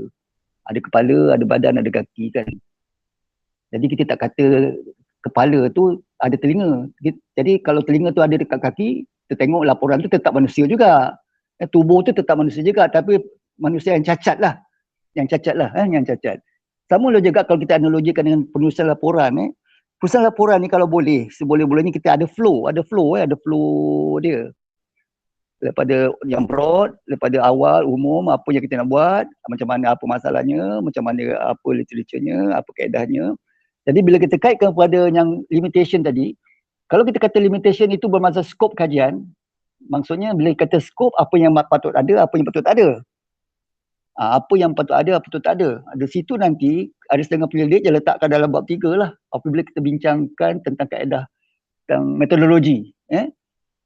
Katakan kita buat contoh modul kita develop modul, contoh kita nak laksanakan kaedah pengajaran bermodul. So kita dalam kajian kita ni kita hanya gunakan tajuk A. Itu salah satu contoh skop lah. Kita tak akan buat semua tajuk dalam fizik tu. Jadi kita hadkan skop kajian kita. Skop. Hanya fizik, tajuk A, tingkatan 4. Itu contoh skop. Apa yang kita lakukan dalam penyelidikan kita. Kalau kita kata itu skop. Tapi kalau kita masukkan limitation tu sebagai kekangan, itu satu benda lain lagi. Ada setengah juga dia letakkan bab 3. Ini antara bab 1 bab 3 lah. Ini bab 1 bab 3. Ini sebenarnya kita tengok, kita susun kepada flow. Tengok flow dia tu macam mana.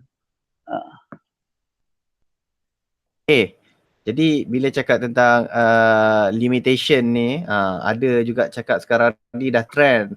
Ada buat bila limitation dia ada dia punya pasangan, delimitation kan. Adakah sesuai ditulis ataupun macam mana pandangannya? Sebab limitasi ni kalau maksud yang kita faham, limitasi ni benda yang dia tak boleh nak kontrol. Yang delimitasi tu pula benda yang dia boleh buat tapi dia tak nak buat. Jadi macam mana pandangan berkenaan dengan dua terma limitasi dan delimitasi tu?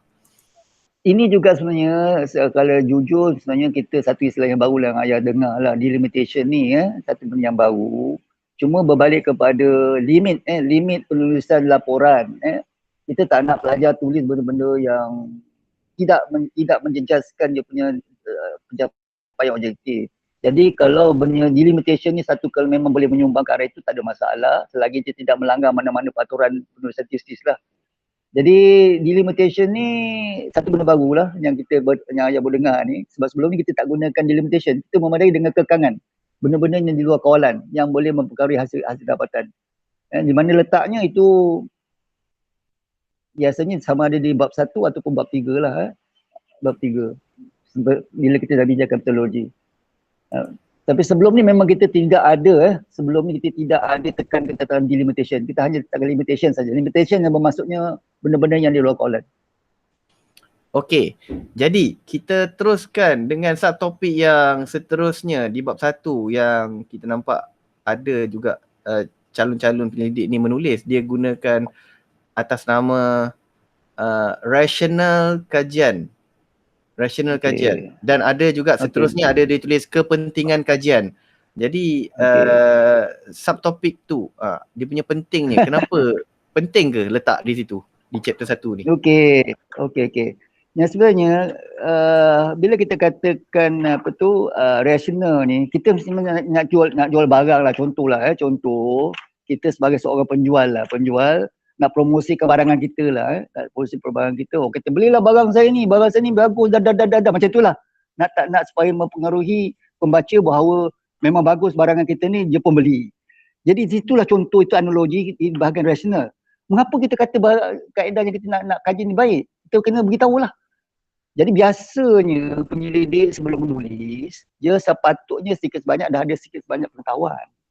Dah kumpul bahan, dah sedikit pengetahuan. Ataupun yang bagus lagi, dia dah ada dah. Jauh awal-awal lagi dia dah ada dalam minda dia apa yang dia nak kaji. Apa yang dia nak kaji Contohnya macam aja nak buat dulu masa buat PhD. Nyatanya bahannya buat PhD tu, saya dah kumpulkan masa buat master dulu. Kita dah nampak dah ada masalah ni dalam pengajaran ni. Yang selamanya kita tengok cikgu mengajar benda yang sama aja. So masa saya buat PhD master dulu kat US tu, kita dah mula kumpul bahan. Dah tengok ada term baru model instruction ni yang kita tak pernah dengar pun masa tahun 83 tu dekat Malaysia tak dengar perkataan-perkataan ni. Kan? Tapi bila pergi kat US masa buat master tu benda ni tengok dah popular dah lama dah. Kan? Tapi dekat teman tak ada. Maknanya penyelidik dah awal-awal dia dah minat, dah ada field of interest. Dia dah ada minat, dia dah mula kumpul bahan. Jadi di situ apabila kita kaitkan dengan rasional, dia dah tahu dah. Yang ni nak kaji ni apa kebaikan dia nak jual barang supaya orang beli. Oh ni kebaikannya apa, itu ini dan sebagainya. Tapi keputusan kita dah tahu. Adakah berjaya ke tak berjaya dalam konteks kita tak tahu lagi. Tapi kita cuba mempromosikan apakah kekuatan benda yang kita nak kaji ni kalau berjaya nanti membuktikan dia baik, inilah dia antara dia punya kebaikan ini awal yang kita tak kaji. Kita hanya contohnya kita nak kaji tentang pencahayaan pelajar, tapi kebaikan-kebaikan kaedah yang kita nak guna ni kita dah beritahu dulu awal-awal kebaikannya. Apa ke strengthnya, keadaan kita dah tahu. Itu rasional. Rasional untuk mempengaruhi pembaca bahawa oh yang agaknya benda yang baik. Mengapa agaknya kita tak nak gunakan ini jadi eloklah kita kajilah. Kita kaji kalau benda ni memang ada kesan, okey. Memang patutlah sebab kita tengok ini pun dah ada benda kekuatan-kekuatan. Macam itulah. So rasional ni lebih nak pada mempengaruhi pemikiran pembaca. Bahawa apa yang dia kaji ni satu benda yang baik tetapi mengapa tidak dilaksanakan dalam sistem. Itu rasional. Biasanya kalau macam kita dulu kita tulis bab 1 lah, rasional kajian. Kepentingan ni kita sama juga. Penyelidik tu sepatutnya dah nampak apakah agaknya kebaikan penyelidikan yang dia nak lakukan ni. Apakah pengetahuan yang dia jangkakan dia boleh sumbangkan dalam sistem, dalam bidang ilmu, dan bagaimanakah agaknya dia boleh membantu kepada memperbaiki sistem. Dia patut dah nampak. Cuma sekarang ni dia tidak ada data yang konkret untuk membuktikan bahawa inilah sumbangan dia. Jadi kita katanya sebagai penilai baik-baik budak, kita katanya apa pentingnya kajian awak ni? Kita kata soalan mudahnya, apa penting awak buat kajian ni? Di mana yang penting? Apa yang tak ada lagi dalam kaedah pengajaran ni? Apa yang tak ada? Yang awak nak, kita tanya macam ni. So dia akan boleh tunjuk. Kita boleh gunakan model instruction, kita dapati dalam horizon kaedah pengajaran kita dapati ada lompong. Ada lompong di situ bahawa modular instruction ni dalam sistem kita tak ada. Ada lompong di situ. So kita nak lengkap ke horizon knowledge itu. Itu dari segi penambahan ilmu.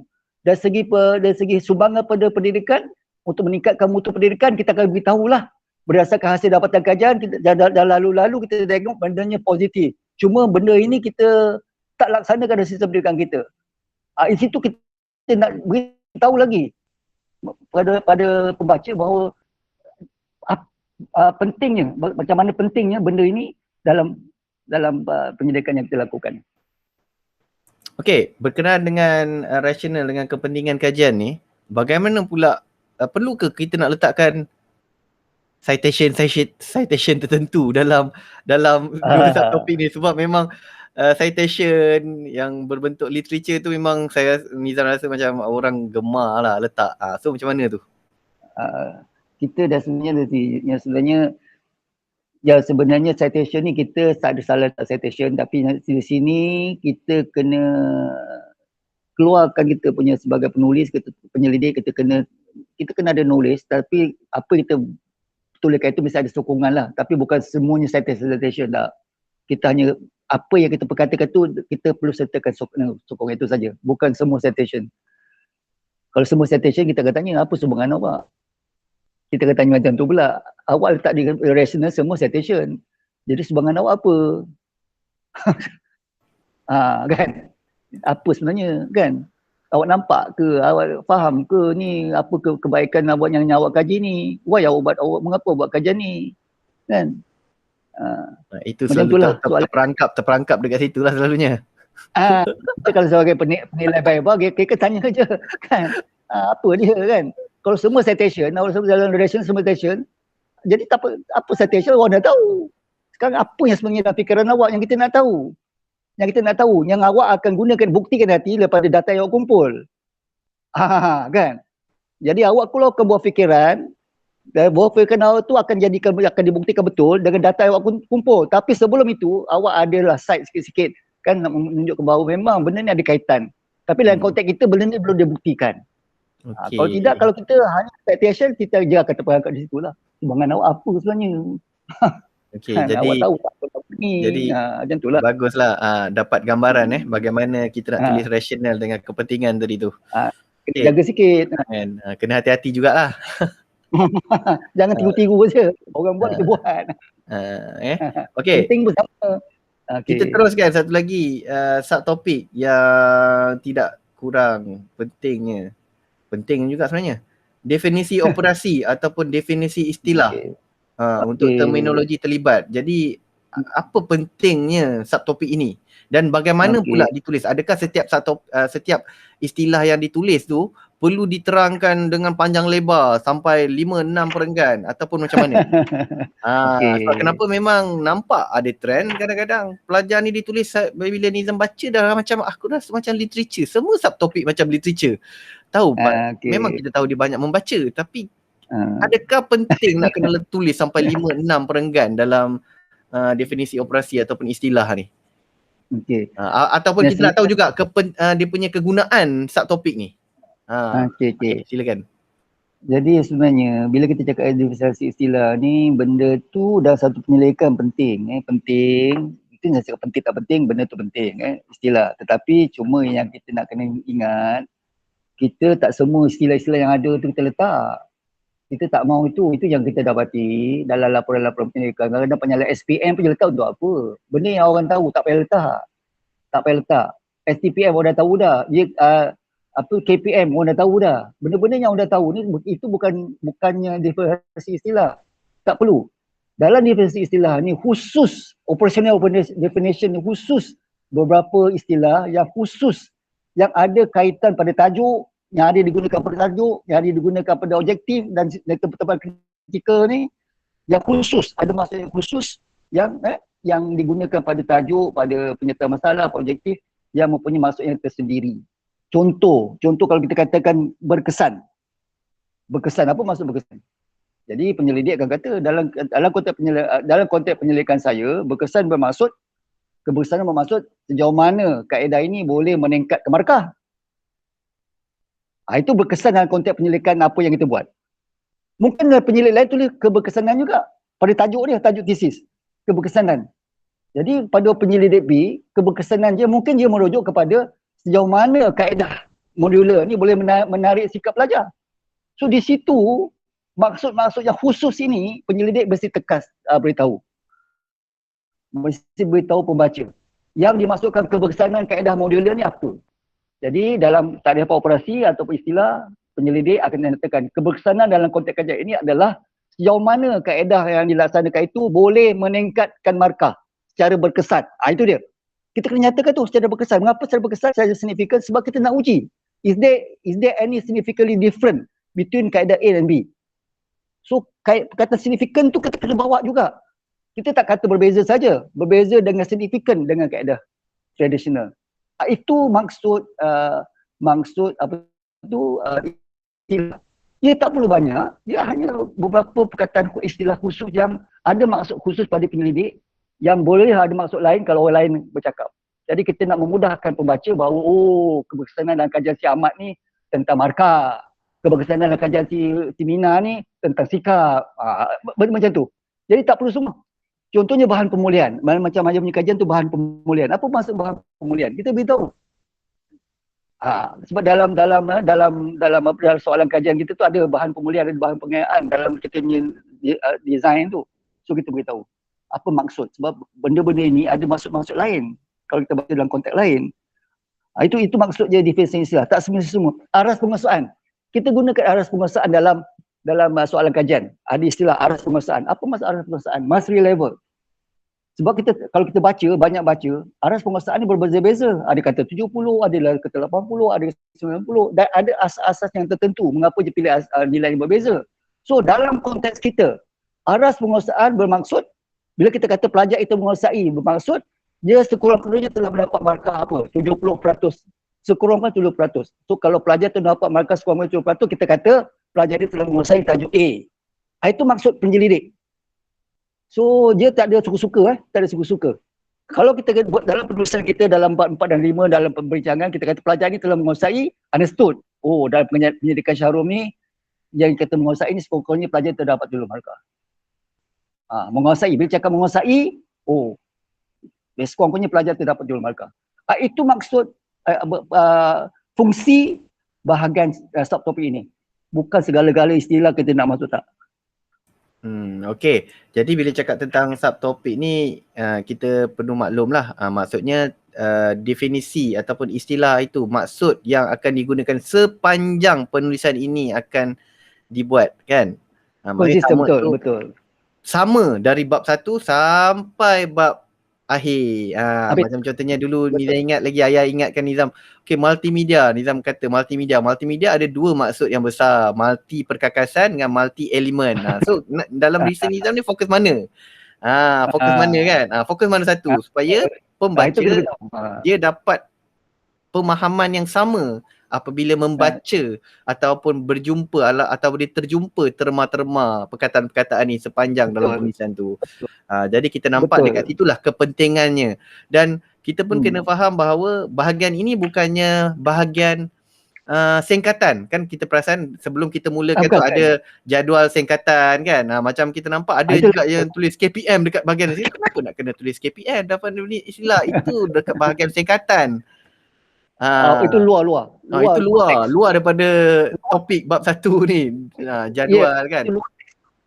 Luar teks. Okey. Jadi semua kena maklum lah tentang beberapa, this is technical je, tapi kita kena faham. Once kita dah faham, kita akan lebih faham bagaimana nak gunakan. Yes. Okey, yang terakhir, setiap bab akan ada penutup. Kenapa setiap bab kena ada penutup? Okey. Dan apa yang kena ada dalam penutup ni? Macam penutup bab 1. Okey lah. Okey, itu sebenarnya dari segi formatting memanglah. Dari segi formatting mana-mana pun berujukkan kita tengok. Dari segi formatting memang ada awal dan ada akhirnya. Ada awal, ada akhir, itu ada lumrahnya. Ada awal, ada permulaan, ada akhirnya. Dalam tesis memang biasanya kita akan ada penutup atau rumusan. Itu dari segi lumrahnya macam tu lah. Macam tu. Jadi kita nampak lah kita punya flow of ideas tu dah bab 1 dah tutup habis sampai situ. Kita akan mula next bab, kita mula balik, kita tutup. Jadi kita tahu kita punya pemikiran tu dah selesai satu persatu. Okey. Dari segi apa nak tulis, biasanya kalau dalam bab 1 itu, dalam bab 1 rumusan ataupun penutup dalam bab 1, ya kita akan jadi macam summary apa yang telah kita bincangkan dalam bab 1, summary dia. So kita dengan menggunakan bahasa yang kita mungkin kita pandai berbahasa, dalam 20 muka surat ke atau 15 muka surat kita boleh ringkaskan mungkin dalam 1-2 muka surat di peringkat summary just summarize apa yang kita telah tuliskan dalam bahagian bab 1. Dan selain daripada itu, dalam bab 1 juga kita akan ceritakan juga secara ringkas apakah flow yang akan kita jumpa, isi-isi kandung apa ni, bahan-bahan yang kita jumpa dalam bab-bab yang berikutnya. So akhirnya kalau orang yang memang tak ada banyak masa nak baca tentang kita punya tesis ni, dia akan buka aja bab 1. Dan pada penutup bab 1, dia tengok pada penutup bab 1, dia baca dekat situ, dia dah ada idea. Oh, dalam bab 1 je ni dia ada benda-benda ni. Dalam bab 2 dia ada sikit benda-benda ni, dalam bab 3 dan seterusnya. Jadi maksudnya dengan cara itu dia membantu pembaca lah untuk mendapat idea tentang keseluruhan apa yang tertulis dalam tesis tu. Itu pada bab 1. Pada bab 2 dan seterusnya sampai habis, penulis biasanya di bahagian penutup akan meringkas, summarize apa-apa yang dia laporkan di dalam bab-bab yang berkenaan. Itu yang biasa yang kita buat lah. Itu biasa kita buat. So sebenarnya apa faedahnya? Faedahnya di samping kita membantu penyelidik itu sendiri kena pandai. Bila aku cakap dengan bahasa yang mudah, apa ada dalam bab 1 ni? Aku cuba terangkan sikit. Itulah dia, jawapan itu dalam penutup. Itu pada faedah pada penyelidik. Kalau kena bayar nanti kita ada apa dalam bab 1 ada apa? Jadi jawapan itu penutup. Pada pembaca pula, dia tak ada bahasa nak baca semua ni begitu tebal, dia akan tengok dalam penutup-penutup ni akan dapat gambaran, oh dalam ni ini dia benda-benda ni. Dia nak tengok apa? Semua benda-benda tu dia akan tengok dekat situ. Bagaimana dia akan berkaitan satu sama lain, semua dekat situ. Dalam bahagian penutup tu. Itu biasa yang kita buat lah. Okey, jadi dengan penutup tu saya rasa Nizam rasa semua kena maklum sebab kenapa dia memang penutup. Apa-apa yang ada mula kena ada tutup supaya pembaca pun okey, bab 1 dah selesai, nak fokus masuk bab seterusnya. Kalau tak ada penutup, tiba-tiba nanti pembaca akan tanya, ni dah habis ke ataupun tak print lagi ke ataupun apa ni sebenarnya. Tak tahu kan. Betul, dia akan pending question dia akan ada satu macam okey, ada lagi ke? Tak ada lagi ke? Sebab memang dulu ada beberapa orang yang memang tak buat. Jadi bila Nizam baca pun, ini dah habis ke belum ni sebenarnya, macam tergantung. Lepas pula dia tak ada letak pula definisi operasi. So kita pun tak nampak flow dia ni tertinggal print ke atau apa ni sebenarnya. Jadi itulah kepentingan penutup tu. Okey. Jadi saya Nizam rasa dengan apa dengan subtopik penutup, penerangan subtopik penutup tadi, kita rasa kita akan tutup dulu sesi ini, dan sekiranya ada sebarang persoalan boleh type di ruangan chat di bahagian Facebook tu, dan untuk minggu hadapan kita akan bawakan untuk bab 2 pula. Bab 2 ni pun dia punya bahagian menarik juga ni, sebab dia terlalu subjektif. Dia terlalu banyak design bagaimana nak tulis. Jadi mungkin daripada perspektif Ayah atau perspektif pengalaman sepanjang menjadi penyelia pensyarah ni, mungkin kita boleh kongsikanlah pada semua orang. Sebagaimana yang dulu Ayah kongsikan pada Nizam waktu Nizam buat master, buat PhD kan. So kita nak benefit tu orang lain pun dapat sekarang ni. Dan direkodkan supaya lebih ramai lagi orang akan dapat. Jadi kata-kata akhir untuk bakal-bakal penyelidik yang sedang menulis bab 1, terutama sekali kepada penyelidik biasiswa di bawah Kementerian KPM ni. Silakan. Okey, terima kasih apa moderator. Saya sebagai guru dan juga bekas pensyarah pernah memilih bakal calon-calon guru yang mendapat beasiswa kerajaan. Nasihat saya ialah, terutama yang mendapat beasiswa kerajaan ini, kita kena sedar dan insaf bahawa beasiswa ni bukanlah satu keistimewaan bagi kita. Itu adalah satu amanah yang kita mesti pikul dengan tanggungjawab. Kita tak nak buat kajian-kajian yang memang tak dinilai, yang tidak membantu memperbaiki sistem pendidikan negara kita. Itulah kekurangannya negara kita sekarang ni. Banyak perubahan dibuat tidak berdasarkan kepada dapatan-dapatan saintifik, tidak berdasarkan kajian-kajian ilmiah, hanya berdasarkan pendapat-pendapat tanpa ada sokongan, tanpa ada penyelidikan. Jadi di situlah kita, khususnya guru-guru dalam bidang pendidikan ni, kita kena fikir saya serius, jangan suka-suka mohon beasiswa untuk cuti belajar. Kita kena bertanggungjawab. Sebab dalam negara kita ni ada banyak lagi masalah yang kita kena kaji, yang kita kena sama-sama bantu dengan menggunakan grant kerajaan. Itu nasihat saya lah. Nasihat saya.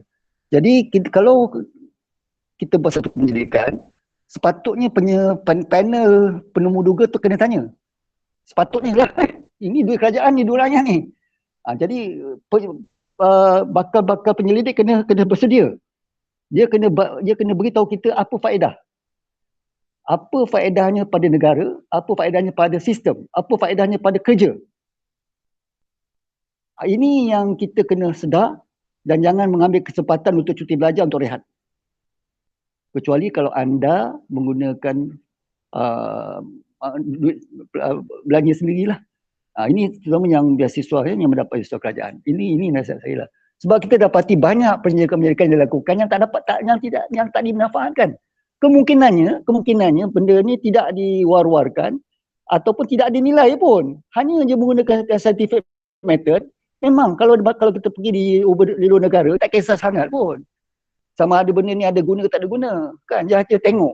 Ada tak kita applykan scientific method di dalam penyelidikan kita? Ada masalah, ada hipotesis, ada data, ada perbincangan, boleh jawab soalan, dapat PhD. Balik Malaysia, tak ada guna. Ini kita tak nak ni. Banyak kita dapati, kita pergi luar negara, contoh dalam bidang pendidikan, ada juga yang pergi luar negara. Tetapi kutip data di Malaysia, itu satu lagi masalah lagi. Bila kita pergi luar negara, dapat PhD, tapi kita menjual negara dengan mengutip masalah kita. Kita kaji masalah kita beritahu orang. Tesis kita ada dalam library Cambridge University. Kita sebenarnya telah melaporkan masalah negara kita kepada negara luar. Ini satu lagi yang kita kena fikirkan saya serius lah pada bakal-bakal guru yang kononnya nak memohon untuk keluar negara. Kalau nak keluar negara, kaji masalah dia, bukan kaji masalah kita. Sebab bila kita kaji masalah kita membuka pekung kita pada orang lain. Kita memberi rahsia kita pada orang lain. Ini satu benda yang malang. Kalau kita nak kaji masalah kita buat di negara kita. Ya, kita yang tahu masalah kita, bukan kasih orang. Itu kalau kita pergi luar negara. Dalam negara kita kena fikir benda-benda macam ni lah. Jadi itu satu lagi, itulah segi faedahnya pada negara.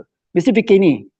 Dan kita mesti bertanggungjawab. Satu lagi kita kena fikirkan, bila kita buat research, cuti belajar, buat masters PhD, kita bukannya suka-suka.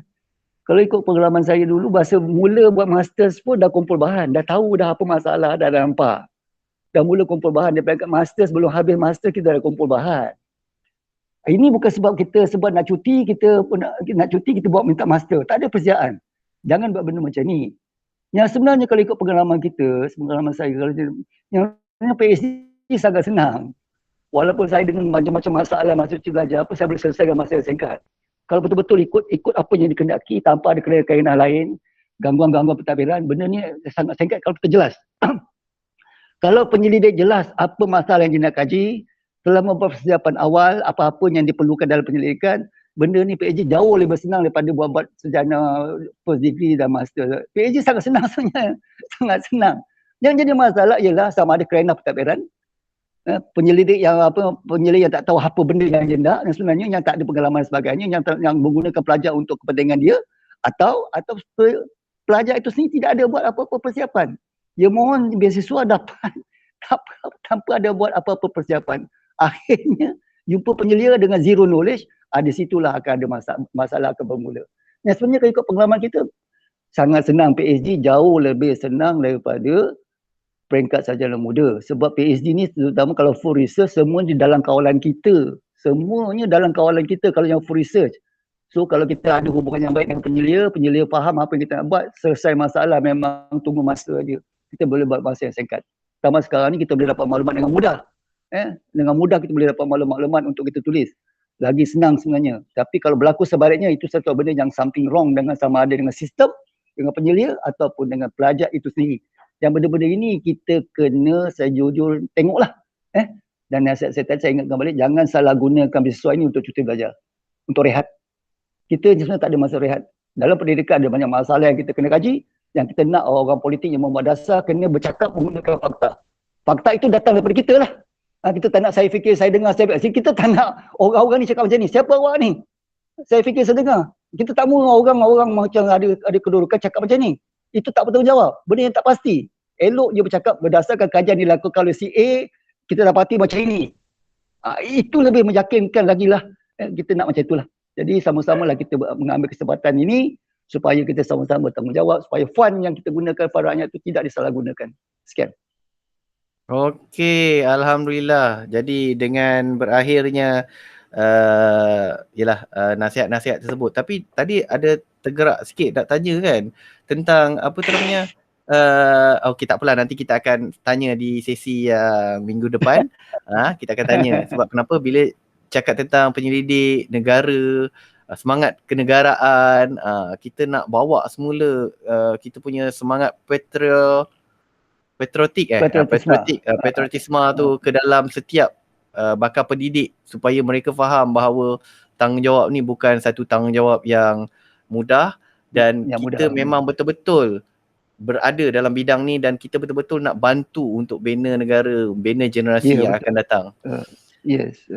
Supaya kita rasa bangga dengan kerjaya-kerjaya pendidik ini.